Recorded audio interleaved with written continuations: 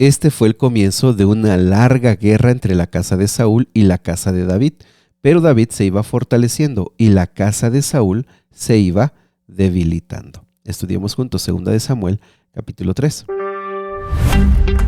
Qué gusto saludarte esta mañana, solamente recordarte que cada capítulo tiene que hablar a tu corazón. ¿Por qué? Porque quien está detrás de la Biblia es nuestro Padre, nuestro Dios, y a través del Espíritu Santo Él nos conoce y habla a nuestro corazón, habla a nuestra mente, sabe lo que nosotros necesitamos. Por eso es muy importante que te concentres y leas por tu propia cuenta la palabra del Señor. ¿Dale? Muy bien, pues vamos al capítulo de hoy. El capítulo de hoy nos presenta una transición, una larga transición entre que David solamente era rey de Judá y cuando será rey de todo el territorio de Israel.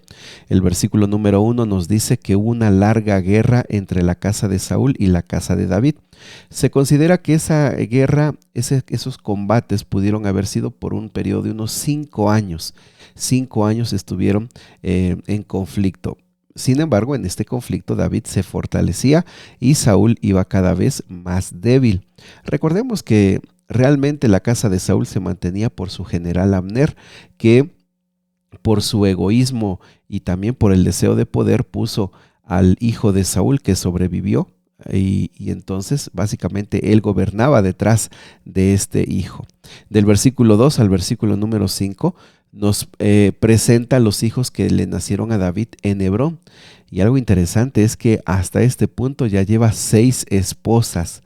Y como nosotros sabemos, lo hemos leído, Dios no autorizó, ni era el plan original de Dios que su pueblo tuviera muchas esposas. Sin embargo, era muy común, era parte de la cultura de ese tiempo y definitivamente ellos no lo veían mal, no era algo así que fuera difícil de aceptar o de comprender o de vivir. Sin embargo, en todos los casos que la Biblia nos presenta de hombres y mujeres de Dios que estuvieron en esa situación de poligamia, siempre hubo problemas. Y en este caso los va a haber y problemas muy fuertes. Desde el primer hijo, Amnón, también Absalón, 3 de estos hijos les van a dar muchos problemas. 6 esposas. Un detalle interesante es que el versículo 5 dice, y fue el sexto fue Itream, y su madre fue Egla, esposa de David. Esta aclaración hace pensar como que Egla era como la esposa principal, o posiblemente esposa de David se refiere a todas. Muy bien, también del versículo número 6 al versículo número 20, llega finalmente un acuerdo. Abner se va a rendir a las fuerzas de David. Pero ¿cómo sucedió? Bueno, como hemos visto, la historia da giros muy interesantes con detalles a veces pequeños y a veces muy grandes.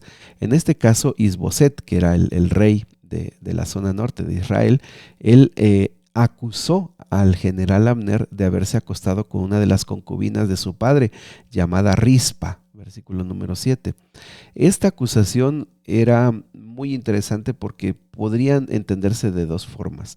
Como las concubinas, una vez muerto el rey, pasaban al siguiente rey, entonces aquí posiblemente se le estaba acusando a Abner de que él quería tomar el trono. Y en segundo lugar, también pues el pecado, ¿no? De tomar a una mujer que no le pertenecía. Sea cual sea la acusación, pues era una acusación muy grave. Entonces el versículo 8 dice que Abner se puso muy furioso, muy molesto, en gran manera. De hecho le dice, ¿soy acaso un perro de Judá para que me trates a patadas? Después de todo lo que hice por tu padre, por su familia, sus amigos, al no entregarlos a David, ¿es mi recompensa que me culpes por lo de esta mujer? No se dice si fue cierto o no fue cierto, simplemente le molestó y se enojó mucho a Abner porque por todo lo que había hecho se le tratara de esta manera. Te digo, no se dice lo hizo o no lo hizo, simplemente se enoja por toda la influencia y el poder que él tiene y todo lo que ha hecho para sostener esta casa. Él se ha tratado de esta forma. Él dijo, y aquí hace un juramento, versículo número 10 y 11. Él juró darle el reino a David y que sea rey sobre todo Israel. Y sabes que Isboset, el rey, no le dijo nada porque le tenía miedo. Como vemos, Abner fue un hombre muy pragmático, fue un hombre que hacía lo que Él entendía que era lo que le iba a dar más ganancias. Era un hombre orgulloso, egoísta y sobre todo era un hombre que no tenía pues ningún vínculo con Dios. Él no buscaba a Dios, él buscaba simplemente el poder y tener más batallas para el reino. Sin embargo, con esta acusación, él decide enviar mensajeros a David y entonces iniciar una negociación. Le dice en el versículo 12, ¿acaso no le pertenece a usted toda la tierra? Dice, vamos a iniciar esta negociación. Esto no iba a ser nada sencillo. ¿Por qué? Porque del lado de David pues tenían a Joab, su general.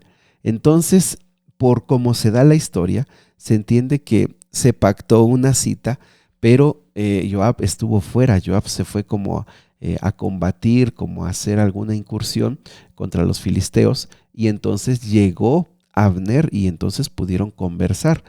Parte de la conversación también, de la negociación, también era necesario que él pide, versículo número 16, que se le devuelva a su esposa, versículo 14 al 16, que le devuelvan a su esposa, a su primera esposa, a Mical, la hija de Saúl, por dos razones. La primera, porque le pertenecía, él fue su primer esposo. Saúl se le había dado a otro hombre, pero realmente era su esposa. Y en segundo lugar, al parecer también era un movimiento político para pues que una hija del rey Saúl estuviera allí. También dejaba bien claro la idea que David no estaba en contra de la casa de Saúl, y también pues que él, al ser el yerno, perdón, pues tenía como también ese privilegio de ser el siguiente rey. Ellos hacen un trato. Al parecer el trato pues tiene que ver con librar a Abner de una revancha o de darle muerte, y también, por supuesto, tenerlo en una posición privilegiada. Y al terminar este pacto, él se va, pero justo llega Joab, como te mencionaba. Él estuvo fuera y cuando llega, no fue coincidencia. Llegó con un gran botín, llegó pues acalorado del combate y supo que Abner había estado con el rey David, y entonces se hace un conflicto ahí, el versículo 24. ¿Qué ha hecho usted que pretende dejar ir a Abner? Él sabe que vino a espiarlo. Él recuerda que Joab y Abner están en un conflicto muy profundo porque Abner mató a Asael, al hermano de Joab.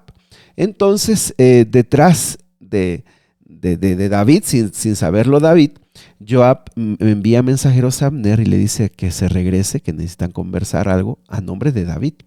Regresando, Abner viene pues con toda la confianza de que tiene la palabra de David, y allí lo asesinan. Lo asesinan, y por una razón, la muerte del hermano de Asael, el hermano de Joab. Esto, aunque aparentemente pues era de conveniencia para David, y por supuesto que le convenía, porque una vez muerto Abner, pues todo el ejército y todo lo demás pues iba a acabar, todo acabaría el conflicto. Pero como hemos visto, David no hace las cosas cuando tiene la oportunidad, sino cuando Dios lo permite y cuando él considera que es el momento en que Dios lo va a dejar hacer, o porque Dios lo hizo. Entonces, del versículo 31 hasta el versículo número 39, se presenta el duelo que David hace. David hace un duelo muy profundo, un cortejo grande para enterrar a Abner, para que quede claro que él no traicionó, que él dio su palabra, pero que él no traicionó, para dejar en claro que él no quiere comenzar un reinado con traiciones, con muerte, con sangre, y para dejar en claro también que ese espíritu de revancha y ese espíritu de egoísmo no es el de él, ni es el que quiere tener él en su reino. Así que lo llora amargamente, se hace un funeral allí en Hebrón. Recordemos que hasta este momento Hebrón es la capital del reino de Judá. No lo entierran en la tierra de Abner, sino lo entierran en esta ciudad real, y con esto le dan un reconocimiento especial.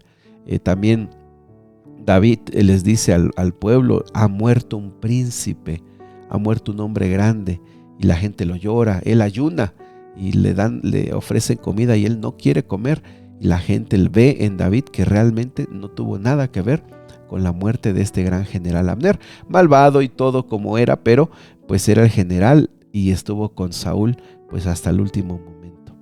Esto ganó el corazón de las personas y cada vez más lo apreciaban, lo querían y reconocían que él era el rey que Dios había escogido. Así que quiero preguntarte con qué te quedas de este capítulo, qué es lo que te parece muy valioso para tu vida, qué puedes poner en práctica y sobre todo, cómo el Espíritu Santo puede usar este capítulo para ayudarte en tu vida espiritual. Muy bien, pues vamos a orar. Querido Padre, esta mañana, al escuchar estas historias de tu pueblo, al ver el carácter de las personas, sus acciones, te pedimos que hables a nuestro corazón, que nos ayudes para que ahora en nuestras luchas, en nuestras dificultades, en nuestras adversidades que enfrentamos, tú también puedas ser un Dios real y puedas hablar a nuestro corazón y puedas estar en nuestros conflictos y en nuestros desafíos. Te pedimos tu bendición, Señor, en el nombre de Jesús. Amén. Que Dios te bendiga. Sigue orando al Señor, el Señor quiere escucharte.